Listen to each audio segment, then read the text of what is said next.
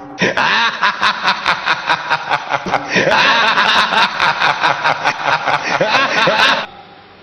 கும்பிடுறவங்க பொதுவா எதுக்கு கும்பிடுறாங்கன்னு ஒரு சின்ன ஆராய்ச்சி. நான் மற்ற மதங்களை சொல்ல முடியாது, அதனால இந்து மதத்திலேருந்து ஆரம்பிக்கிறேன்.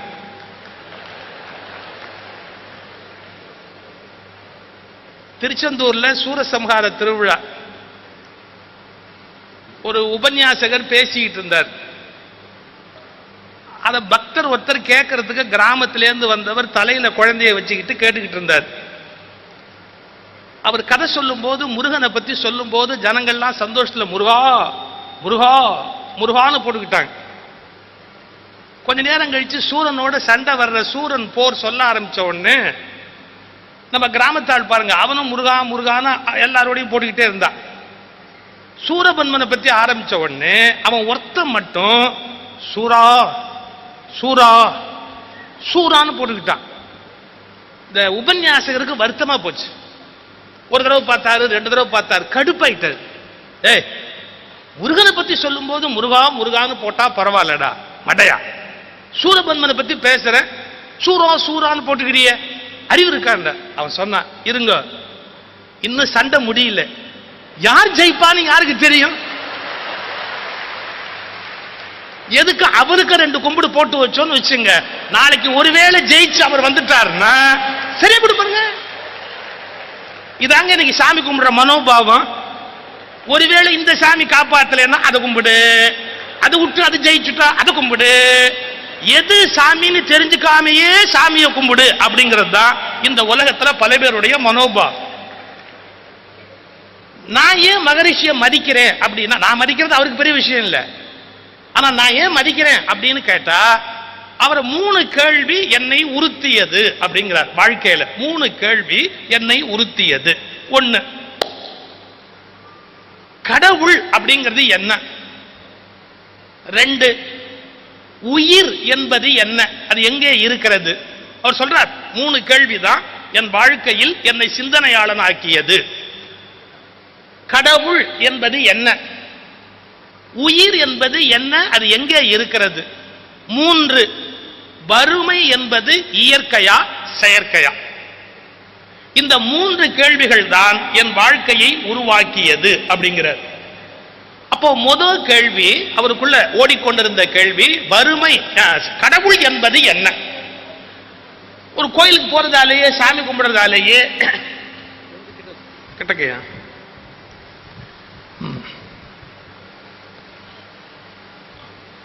ஒரு கோயில், சவுண்ட் குறைச்சிக்க சார், வால்யூம் ப்ளீஸ், வால்யூம் கண்.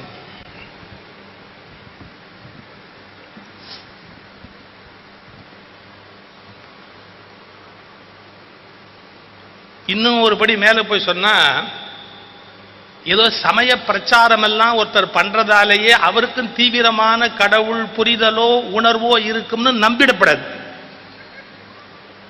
ஒரு சம்பவம் சொல்றேன். காட்டு வழியா ஒரு கார் போயிட்டு இருந்தது.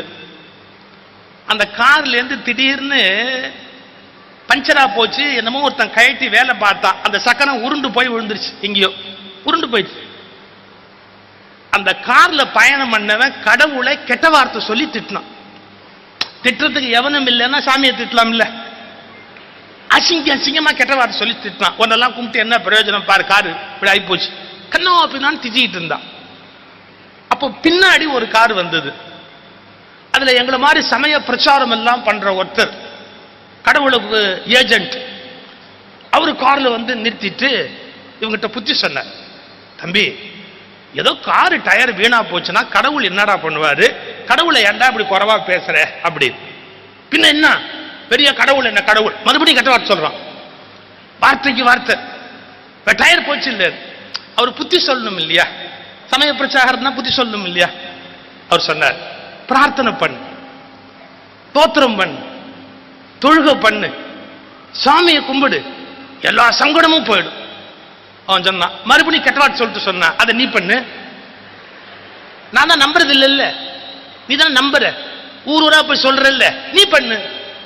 இவர் பார்த்தார், வசமா சிக்கிட்டார். இப்ப இவங்கிட்ட இனிமே மாட்டேன்னு சொல்ல முடியாது.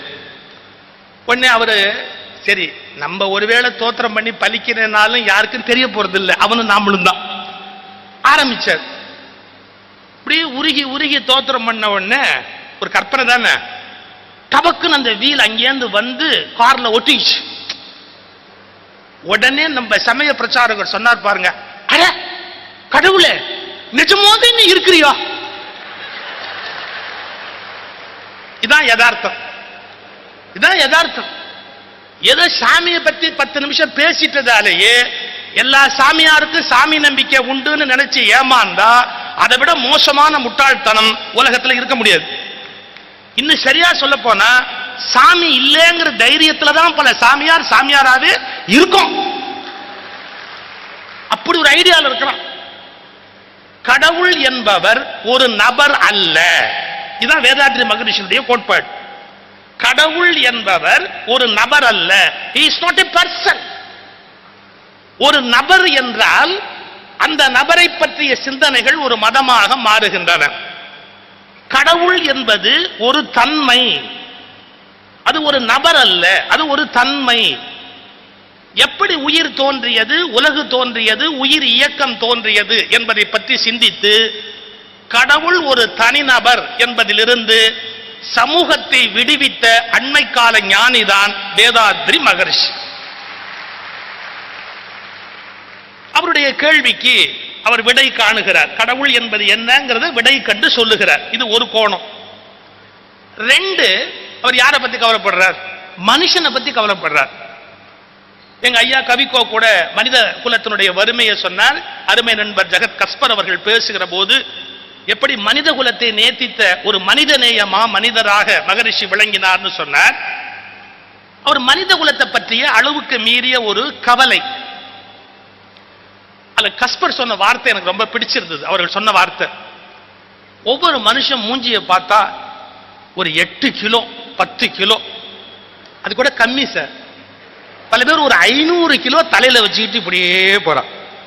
அவ்வளவு இருக்கும், அவன் தலைமையில அவ்வளவு பாரத்தை வச்சிருக்கிறான். ஒரு 500 கிலோ வச்சுக்கிட்டு அப்படியே போயிட்டே இருக்கிறான். அவ்வளவு என்ன இருக்கும் சார்? இங்கிலீஷ்ல ஒரு வார்த்தை இருக்கு, the stress is your weight. your weight is not the real weight. நம்ம 50 கிலோவா 80 கிலோவாங்கிறது வெயிட்டே இல்லை. அந்த தைரியத்துல தானே இப்படி இருக்கேன். your stress is your weight. உங்களுக்கு இருக்கிற இறுக்கம் இருக்கு பாத்தீங்களா, உங்களுடைய மன இறுக்கம், அதான் உண்மையான வெயிட். இப்ப நாம எப்படி இருக்கிறோம், நம்மில் பலர் எப்படி வாழுகிறோம்? அவர் சொன்னார் எவ்வளவு மோசமா இருக்கிறோம் அப்படின்னு. அதுக்கு ஒரு நிகழ்ச்சி சொல். இந்த மாதிரி மத போதனை எல்லாம் செய்யறது எப்படி அப்படின்னு ஒரு ட்ரைனிங் நடந்துகிட்டு இருந்தது. அப்போ ஒருத்தரை பேச சொல்றாங்க, நீ பேசு, கடவுளை எப்படி மக்கள்கிட்ட கொண்டு போகணும்னு பேசு, ட்ரைனிங். ஒரு ஒண்ணு சொர்க்கத்தை பத்தி ஆரம்பிச்சார், அப்புறம் நரகத்தை பத்தி ஆரம்பிச்சார். புண்ணியம் பண்ணுகிறவன் சொர்க்கத்துக்கு போவான், பாவம் பண்ணுகிறவன் நரகம் போவான் அப்படின்னு சொன்னார். அந்த ட்ரெயின் பண்ற வாத்தியாரு இப்படி பார்த்துட்டு, நோ, சொர்க்கத்தை பத்தி இப்படியா பேசுவாங்க? சொர்க்கத்தை பத்தி பேசும்போது ஒரு 1000 வாட்ஸ் பல்பு மூஞ்சில எரியணும், அப்பதானே கேட்கறவங்க மனசுல பதியும். அதனால சொர்க்கம்னு சொல்லும் போதே சிரிச்சுக்கிட்டு சொல், முகத்துல ஒளி வரும்படியா சொல், சொர்க்கத்தை அப்படி வர்ணிக்கணும் அப்படின்னு கேட்டுக்கிட்டு இந்த ஸ்டூடெண்ட் கேட்டான், சொர்க்கத்தை பத்தி எப்படி பேசணும்னு சொல்லிட்டீங்க, நான் நரகத்தை பத்தி பேசணும்னா எப்படி பேசணும்? அதுக்கு ஒன்னும் முயற்சியே வேண்டாம், உன் சொந்த முகமே அதுக்கு போதுமானது. உன் சொந்த முகம் அப்படியே இருந்தா அதுவே போதுமானது. அப்போ ஒவ்வொருத்தனுடைய முகத்திலையும் நரகம் இருக்கு, ஒவ்வொருத்தனுடைய முகத்திலையும் நரகம் இருக்கு. ஒவ்வொருத்தனும் சொர்க்கத்தை பத்தி பேசுறான், ஆனா முகத்துல நரகம் இருக்கு. மதங்கள் இப்படி சொல்றேன், மதங்கள் சொர்க்கத்திற்கு போவதை பற்றி பேசிக் கொண்டிருந்த காலத்தில் பூமியை எப்படி சொர்க்கமாக்குவது என்பதை பற்றி கவலைப்பட்டவர் தான் அருட்தந்தை வேதாத்ரி மகரிஷி. எப்படி? நீ ஒழுக்கமா இரு, தவம் பண்ணு, உன் பொறிப்புலன்களை ஆராய்ச்சி பண்ணு, அகத்தாய்வு பண்ணு. சினம் தவிர்த்தல்ங்கிற ஒன்ன ஒருத்தர் சரியா முடிச்சுட்டாலே வேற ஒன்னும் பெருசா பண்ண வேண்டிய அவசியம் கிடையாது. இந்த சினம் தவிர்த்தல்ங்கிற குவாலிட்டி வந்துட்டாலே அதுக்காக அந்த வகுப்பை எடுக்கிறவங்களுக்கெல்லாம் அது போயிடுச்சுன்னு நினைச்சு ஏமாந்துடாதீங்க. அது போறதுக்கு ட்ரை பண்ணுது, அவ்வளவுதான். ஒரு 10 தடவை 10 பேருக்கு சொன்னா நமக்கு ஒரு நாள் போயிடாதா அப்படிங்கறதா அது உள்ள இருக்கிற சீக்ரெட். போகும், ஏதாவது ஒரு நாள் போகும். சினம் தவிர்த்தல் அப்படிங்கறத பத்தி அவ்வளவு பேசுறாரு. ஆனா அவர் எவ்வளவு பெரிய மனுஷன் பாரு. நான் ஏன் அவரை மதிக்கிறேங்கிறதுக்கு சொல்றேன் பாரு. அவருடைய மனைவியார் லட்சுமி அம்மாள், குளிர் நாள், அவரு குளிக்க உட்கார்ந்து இருக்கிறார். சில்லுன்னு இருக்கு தண்ணி. அவர் என்ன பண்றார், அந்த உடம்புல நேரா சில்லுன்னு பட்டா ஒரு மாதிரி ஆயிடுமே அப்படின்னு கொஞ்சம் தண்ணியை தொட்டு இப்படி உடம்புல தேய்ச்சிக்கிறார். குளிர் தண்ணியை தொட்டு இப்படி தேய்ச்சிக்கிறார். மாத்தி மாத்தி அப்படி தேய்ச்சி உடம்ப பக்குவப்படுத்திட்டு தண்ணியை ஊத்திக்கலாம் அப்படின்னு உட்கார்ந்து இருக்கிறார். அந்த அம்மா வந்தாங்க. குளிர் என்ன பெரிய குளிர், நமக்குன்னு குளிச்சுட்டா ஒண்ணுமே தெரியாதுன்னு சொன்னவங்க தபக்குன்னு அந்த தண்ணியை எடுத்து அப்படியே அவர் மேல ஊத்திட்டாங்க. இப்ப மகரிஷிக்கு கோபம். எவ்வளவு பெரிய அறிவாளிக்கும் பொண்டாட்டினா அலட்சியம்தான். அது ஒண்ணும் தவிர்க்க முடியாது, அது ஒண்ணும் பண்ண முடியாது. அவருக்கு அப்படி ஆத்திரம், அப்படி ஆத்திரம். குளிர் தண்ணியை தூக்கி அப்படியே மேல ஊத்திட்டா, மார்கழி மாசம் குளிர்ல மேல தூக்கி ஊத்திட்டா எரிச்சல் வந்தது. மொத்தமா ஊத்தினா குளிராதா அப்படின்னு தபக்குன்னு இவர் ஒரு குடம் தண்ணியை தூக்கி அந்த அம்மா தலைமையில ஊத்திட்டு, அந்த அம்மாக்கு நடுங்கி உடம்பெல்லாம் அப்படியே கண்ணுல இருந்து தண்ணி வந்து. ஆனா கணவனை திட்ட முடியுமா? எத்தனை காலம் ஆனாலும் இந்திய பெண்கள் கணவனை மனதுக்குள் திட்டுவார்களே ஒழிய வாய்விட்டு திட்டுவதற்கு உரிமை கிடையாது. என்ன பண்ணும்? அந்த அம்மாவுக்கு கண்ணுல தண்ணி வருது, அழறாங்க. இவரை எதிர்த்து ஒண்ணு பேச முடியாது. அப்படியே அந்த அம்மா நடுங்கிட்டாங்க. இதுவரையில சராசரி மனிதன், வேதாத்ரி மகரிஷி சராசரி மனிதன். ஆனா அந்த அம்மா அழுது உடம்பு நடுங்கின உடனே அவர் அறியாம வருத்தப்படுறார். நீ என்ன ஏதோ தண்ணி ஊத்துனது எனக்கு குளிர் போகணும்னு தான். நான் ஆனா கோபத்துல உன் மேல தண்ணி ஊத்திட்டேன், நான் கோபத்துல உன் மேல தண்ணி ஊத்திட்டேன். அது தப்புதான், அது தப்புதான், அது தப்புதான். எந்த நிமிடம் ஒரு மனிதன் தன் தவறை உணர தயாராகிறானோ அந்த நிமிடத்திலிருந்து மனிதன் தெய்வமாக உயருகிறான். ஒரு இல்ல ரெண்டு இல்ல, இன்னொரு சம்பவம் சொல்றார். பள்ளிக்கூடத்துல பாடம் நடத்திக்கிட்டு இருக்கிறார். பள்ளிக்கூடம் சின்ன பள்ளிக்கூடம், சாதாரண சின்ன பள்ளிக்கூடம். ஒரு பயலுக்கு படிப்பு வரல.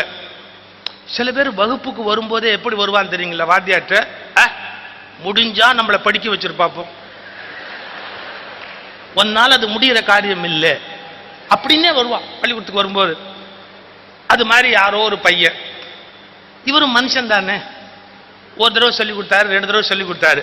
அந்த பயலுக்கு ஏறல படிப்பு. பளீர்னு பெரம்பை எடுத்து விளாசு விளாசுன்னு விளாசிட்டார். மறந்து விடாதீர்கள், ஒரு வேதாத்திரிக்கு உள்ளேயும் 10,000 ஆண்டு கால மனித குலத்தின் மிருகம்தான் உட்கார்ந்திருந்தது. 10,000 ஆண்டு காலத்துக்கு முன்பாக மனித குலத்தில் பதிந்த மனித குல மிருகம்தான் உட்கார்ந்திருந்தது. ஆனால் அந்த பையனை அடிச்சு, அந்த பையன் அழுது கேவி அப்படியே ஒரு மாதிரி துடிக்கிற போது ஒரு நிமிஷம் யோசிக்கிறார், நான் பண்ண காரியம் சரியா? அந்த பையனை அப்படி அடிக்கலாமா? நான் அப்படி அடிச்சது தப்பு இல்லையா? பெரம்பு தூக்கி போட்டார், அந்த பிள்ளையை இறுக கட்டிக்கிட்டார். அன்றிலிருந்து நான் எந்த பிள்ளையையும் அடித்ததில்லை, என் வாழ்நாளில் எந்த பிள்ளையையும் நான் அடித்தது இல்லை. நான் அடித்தது தவறு. யார் தன் தவறுகளை கண்டுபிடிக்கிறார்களோ அவர்களுக்குள் மனித குலத்தில் இருந்த 10,000 ஆண்டு கால மிருகம் அப்போதே செத்து விடுகிறது. அவர்களுக்குள் இருக்கிற ஞானம் மட்டும் தலையெடுத்து மேலே நிற்கிறது. இதை நீங்க இன்னும் சரியா புரிஞ்சுக்கணும்னு சொன்னா, புத்தருடைய வழியில வந்த ஜென் மார்க்கத்துல நாம உடல் வழியாக புரோகிராம் பண்ணப்பட்டவர்கள். அதாவது சில விஷயங்கள் நமக்கு இயல்பாகவே புரோகிராம் ஆயிருக்கு, ரிஃப்ளெக்ஸ் ஆக்ஷன். 10,000 ஆண்டு கால மிருகம் அப்போதே செத்து விடுகிறது. அவர்களுக்குள் இருக்கிற ஞானம் மட்டும் தலையெடுத்து மேலே நிற்கிறது. இதை நீங்க இன்னும் சரியா புரிஞ்சுக்கணும்னு சொன்னா, புத்தருடைய வழியில வந்த ஜென் மார்க்கத்துல நாம உடல் வழியாக புரோகிராம் பண்ணப்பட்டவர்கள். அதாவது சில விஷயங்கள் நமக்கு இயல்பாகவே புரோகிராம் ஆயிருக்கு, ரிஃப்ளெக்ஸ் ஆக்ஷன். இப்ப என்கிட்ட ஒருத்தர் திடீர்னு என் காலை தட்டி விட்டாருன்னா சொத்துன்னு அரைஞ்சிருவேன். அவர் எனக்கு எதிரியா இருக்கலாம் ஒன்னும் அவசியம் கிடையாது. என் காலை தட்டி விட்டாரு, நான் விழுந்துட்டேன். உடனே என்னை அறியாம கையை ஓங்கி அடிக்கிறதுக்கு போவேன். புத்தருடைய வாழ்க்கையை படிச்சவங்களுக்கு தெரியும். புத்தர் உட்கார்ந்து இருக்கிறார். ஒரு நாள் இந்த கையை இப்படி இப்படி ட்ரெயின் பண்ணார், இப்படி இப்படி மாத்தி மாத்தி. என்ன பண்றீங்கன்னு பக்கத்துல இருந்த ஆனந்தன் கேட்டான். அங்க ஒன்னும் கொசு இல்லது, அப்பவே போயிடுச்சு. ஆனா அந்த கொசு என்னை கடிச்ச உடனே என்னை அறியாம என் கையால நான் கொல்ல போயிட்டேன், என்னை அறியாம கொல்ல போயிட்டேன். இன்று இந்த கை ஒரு கொசுவை கொல்லும் என்றால் நாளை இது ஏன் ஒரு மனிதனை கொல்லாது என்று யோசித்தேன். எனவே என் கைகளுக்கு என் அனுமதியின்றி நகரக்கூடாது என்று நான் பயிற்சி கொடுத்து கொண்டிருக்கிறேன் அப்படின்னார் புத்தர். கொஞ்சம் யோசிச்சு பாருங்க. நம்ம உடம்பு புரோகிராம் ஆயிருக்கு. 10,000 வருடங்களாக இந்த மனித குலத்துல வருகிற போது அதுக்குள்ளேயே ஒரு மிருகத்தனம் தானாவே இருக்கு.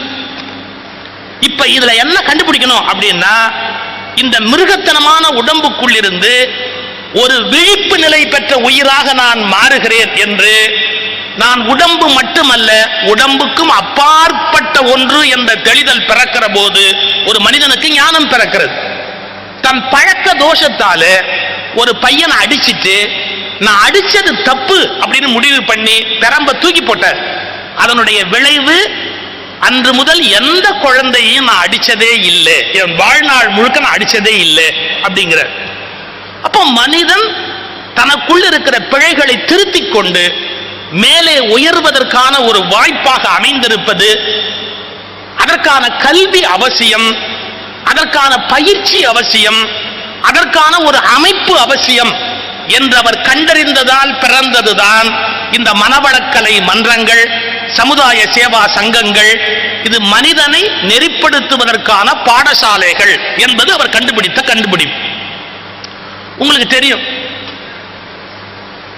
நாம என்னதான் நினைச்சாலும் கூட நம்ம மனசு நம்மளை சரியா இருக்க விடுறது இல்லை இல்லையா?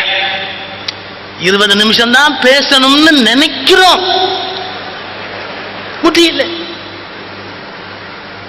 மனசு நிறைய வருது, பேசலாம் போல. எனக்கு இன்னும் 20 நிமிஷம் ஆகல, நான் வாட்சி பார்த்துட்டு இருக்கேன். அது ரொம்ப கான்ஷியஸ். 1 நிமிஷம். ஏன் நம்ம மனசு நம்ம கண்ட்ரோல்ல இல்லை? ஒரு கேள்வி கேட்கட்டுமா? 5 மணிக்கு எந்திரிக்கணும் காலையிலன்னு ஒருத்தன் அலாரம் வைக்கிறான். 5 மணிக்கு எந்திரிக்கணும்னு அலாரம் வைக்கிறான். 5 மணிக்கு அலாரம் அடிச்சது, திருப்பி அடிக்கிறான். அலாரத்தை திருப்பி அடிக்கிறான். அது ஒரு தடவை அடிச்சதே சிவபுண்ணியம், மறுபடியும் எப்படி அடிக்கும்? அது போதும்டா சாமின்னு அப்படியே செத்து போச்சு. இதை நான் காலேஜில் சொல்லிட்டு ஒரு காலேஜில் கேட்டேன் பையனை பார்த்து, தம்பி 5 மணிக்கு அலாரம் வச்ச நீயா? காலையில் அலாரம் அடிச்ச போது திருப்பி அடிச்ச நீயா? 5 மணிக்கு அலாரம் வச்ச நான் தான் நான், அதை திருப்பி அடிச்ச நானும் நான். இதுல நீ எந்த நிஜமான நான் அப்படின்னு ஒரு பாயிண்ட். எது நிஜமான நான்? ஒரு காலேஜ் பையன் சொன்னான், நான் அவன் இல்லை.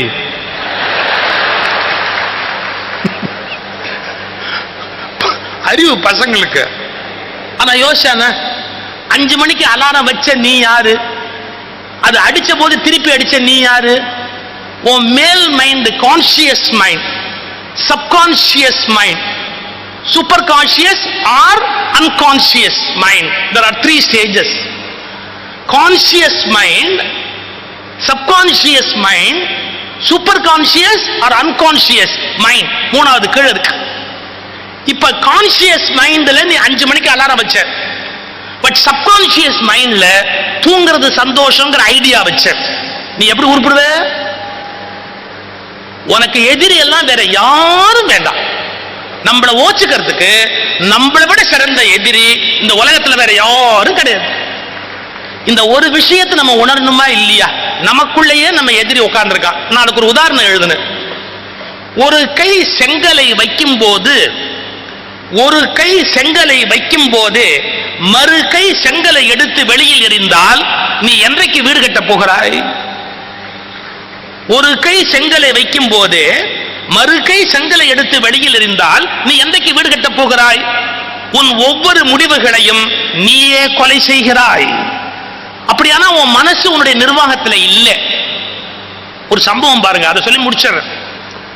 அமெரிக்கால மனுஷ குரங்குகளை ட்ரெயின் பண்ணுவான். ஒரு ஜூல இருந்த மனுஷ குரங்க இன்னொரு ஜூவுக்கு டிரான்ஸ்பர் பண்ணான், கொண்டு போறான். மனுஷ குரங்கு சொன்ன வேலையை செய்யும். மேல்நாடுகள்ல ஹோட்டல்ல சர்வர் வேலை கூட குரங்கு பார்க்குது. இந்த மெனு கார்டு எடுத்து இப்படி காட்டுவான், நேரா போய் கொண்டாந்து கொடுக்கும். டிப்ஸ் கேட்காது, ஸ்ட்ரைக் பண்ணாது. மனுஷ குரங்கு அப்படி ட்ரெயின்டு மனுஷ குரங்கு. என்ன பண்ணா, ஒரு ஜூல இருந்து இன்னொரு ஜூவுக்கு கொண்டு போய் வைக்கிறான். 30 பேர் போற பிளேன்ல ஏத்திட்டான். இது போகுது சார்.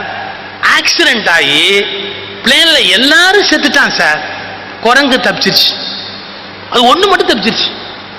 உடனே என்கொயரி ஆபீசர் அந்த குரங்கை வச்சு என்கொயரி பண்றான்.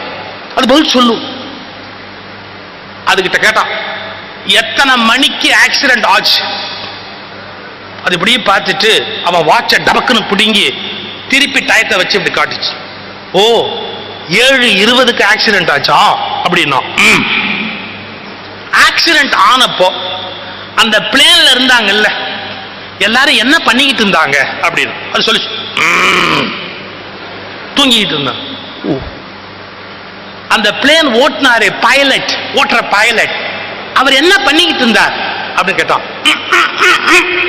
தண்ணி போட்டுக்கிட்டு இருந்தா. பைலட் தண்ணி போட்டுக்கிட்டு இருந்தா என்ன வருது?